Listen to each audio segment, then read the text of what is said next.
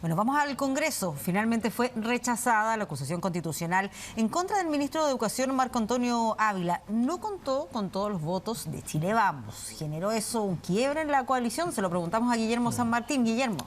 Buenas tardes, Guillermo. Hola Patricia, Patricio, ¿cómo están? Muy buenas tardes. Sin lugar a dudas que se mantienen las diferencias al interior de Chile Vamos, luego la decisión de los parlamentarios de Evópoli de rechazar la acusación constitucional contra el ministro de Educación, Marco Antonio Ávila. Mientras algunos hablan de un quiebre, otros plantean de alguna manera la necesidad de conversar para avanzar en un nuevo diálogo que permita ir aunando criterios, especialmente en torno a estas materias. Pero esa no tan solo es la única consecuencia, puesto que además se analiza cuál es la condición en la que queda el propio ministro de Educación, se sale fortalecido luego de esta instancia y algunos así lo han mirado, más aún desde el respaldo que le han entregado los propios integrantes del gabinete, así como el mismo presidente de la República, Gabriel Boric, tras este resultado, con una publicación a través de Twitter donde da a conocer su parecer en torno a este resultado y que le parece muy positivo, considerando que no existirían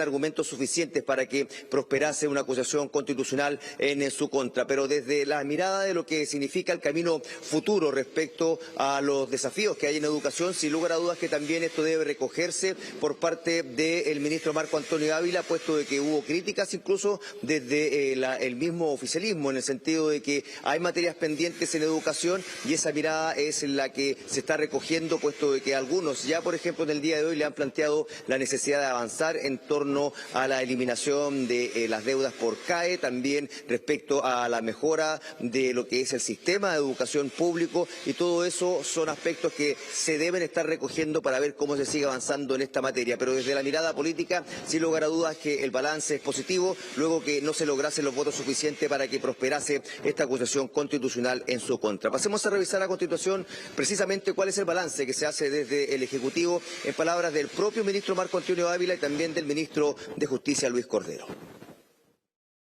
Más allá, ¿no es cierto?, de los resultados de la acusación, yo lo señalé con total claridad que estaba convencido de no haber faltado nunca ni en la Constitución ni en las leyes, pero ahora rápidamente volvemos sobre nuestra senda trazada de trabajo por la reactivación educativa. Bueno, esto no tan solo ha tenido impactos también desde la mirada de la oposición, puesto que también desde el oficialismo lo que está ocurriendo con la reiteración de acusaciones constitucionales en contra de los ministros también tiene una mirada crítica. Se entiende que es una respuesta a la gran cantidad de acusaciones constitucionales que se presentaron durante el gobierno de Sebastián Piñera por la entonces oposición y actualmente gobierno, pero también señalan que se hace necesario ir revisando cuáles son los alcances de este tipo de herramientas. Si bien se respalda que esta exista, son los propios parlamentarios los que deben tener los criterios suficientes para ver cuándo merita proceder en una instancia como esta, por cuanto más allá de las críticas políticas que puedan surgir contra alguna autoridad, esto no necesariamente está vinculado a un incumplimiento constitucional. Y es por eso de que se hace una autocrítica respecto, obviamente, a lo que ocurrió en su momento con la oposición en torno a las acusaciones que se levantaron contra los ministros del presidente Sebastián Piñera. Bueno, y eso es lo que se está replicando, estiman ellos, en esta oportunidad. Revisemos precisamente cuál es ese análisis que se hace por parte de parlamentarios del oficialismo, en palabras del diputado Tomás Lago Marcino, también del diputado Raúl Leiva. En Chile tenemos una cantidad abrumadora de acusaciones constitucionales que más bien son acusaciones políticas o impeachment. Y es por ello que, a la luz de esto, uno esperaría que se lograra en la nueva Constitución que en estos momentos se está discutiendo, incorporar el mecanismo de acusación política, porque si no vamos a seguir con acusaciones constitucionales que disfrazan una acusación.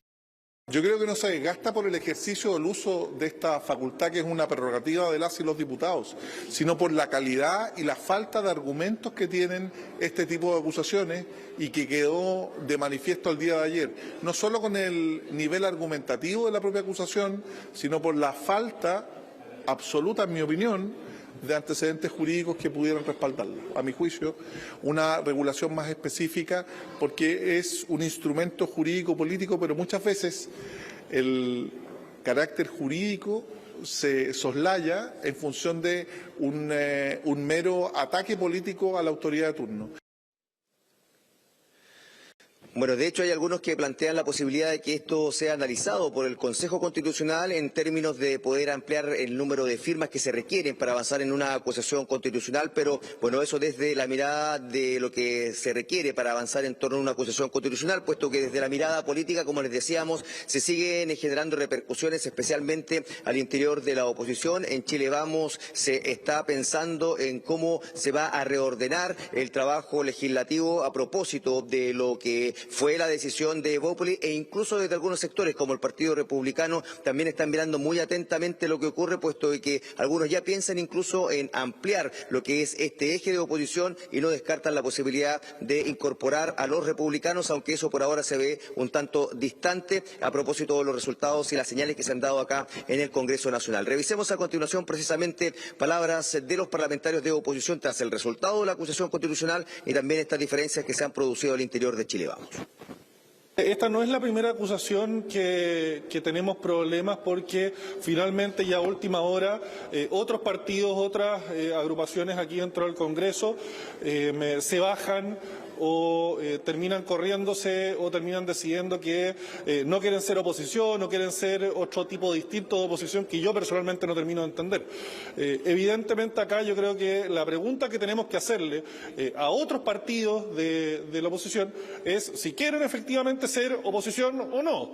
Y bueno, yo creo que mientras no tengamos esa claridad como republicanos, vamos a tener que seguir avanzando con otros mecanismos en la fiscalización intensa que hemos estado haciendo y que seguiremos haciendo respecto de los actos de gobierno. Yo no veo que haya una crisis. Nosotros funcionamos, nos juntamos, nuestros comités están unidos. Aquí hubo una votación particular de un partido que tiene 4 diputados, donde hubo 2 que votaron distintos. Pero Chile Vamos está unido, nosotros nos reunimos permanentemente, nos coordinamos, y yo no armaría mayor revuelo de un tema que es bastante menor. Bueno, siempre hay uno o dos diputados díscolos que votan en contra. Eso no hace que una coalición tenga divisiones. Si hay un parlamentario que habitualmente vota distinto, no significa que está en riesgo o desunida la coalición, cosa que yo rebato. Chile Vamos está unido, estamos coordinados y tenemos que, por supuesto, mejorar las condiciones hacia adelante. El lunes vamos a concurrir como Renovación Nacional al Ministerio Público a interponer una querella por todas aquellas irregularidades, ilícitos, delitos que nosotros vemos en las compras, en las licitaciones, en todas aquellas anomalías que nosotros encontramos en estos convenios que hay hoy día en la JUNAEP.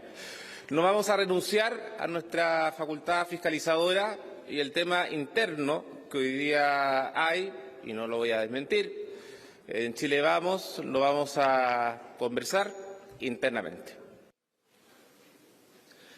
Bueno, y esos diálogos van a ser claves para el futuro de la oposición, considerando que ya son 4 las acusaciones constitucionales que se han presentado. Ninguna de ellas ha prosperado debido a que más de alguno de los representantes de este sector ha decidido no entregar su voto a favor. Ocurrió incluso con Joaquín Lavín, de la misma Unión Demócrata Independiente, en la jornada de ayer, y eso es lo que necesitan corregir. Y por otra parte, hay una mirada que ya se está sacando desde el punto de vista de lo que significa este resultado de la acusación constitucional contra el ministro de Educación, por cuanto ya se estima que esto sería un acuerdo previo a lo que va a ocurrir con la futura mesa de la Cámara de Diputadas y Diputados, puesto que se ha logrado alinear a la democracia cristiana, al partido de la gente, y eso ya da una señal clave para lo que pueda ser la futura elección en la mesa de la Cámara de Diputadas y Diputados, para que se mantenga en manos del oficialismo. Patricia. Es interesante porque al final todo esto tiene impacto en esas otras negociaciones, en lo que tenga que ver con la mesa de la Cámara o con lo que ocurre con las bancadas parlamentarias. Bueno, vamos a ver qué ocurre después con estas repercusiones que deja